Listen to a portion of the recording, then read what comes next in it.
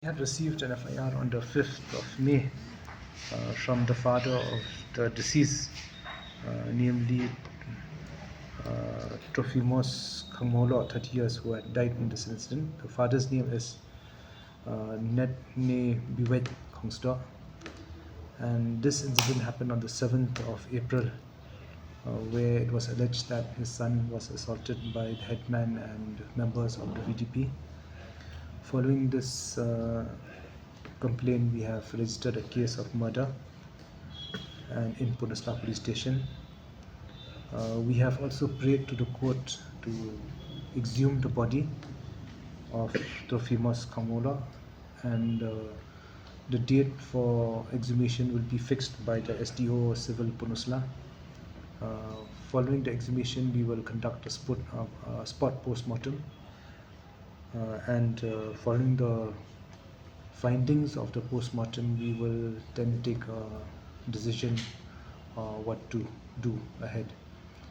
Of course, the investigation of the case is on and is in progress. 11 people have actually gone and received anticipatory bail in the district council court.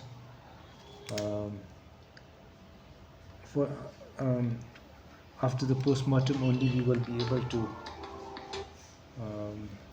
take a call whether we will move appeal for cancellation of the anticipatory bail. Any special investigation team into this? As of now, no. It is though it is monitored by the SDPO Punasla and SP City, but we will take a call after the postmortem to ascertain whether the death was caused by the assault by the headman and VDP members. Following this incident, is there any appeal to the VDPs not to take law into their hand? They are supposed to assist the police or the administration. No, see, all VDPs have been instructed, made aware, and have also taken an oath actually to uphold the law, to work in tandem with the police, and to inform the police on any incident.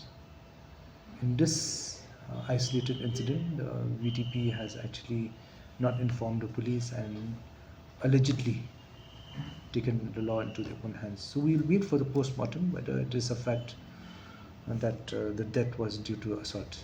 So anybody was questioned initially? As of now, since these people have got bail, first we will wait for the postmortem, then take a call after that. So the headman also got secured the bail. Yes.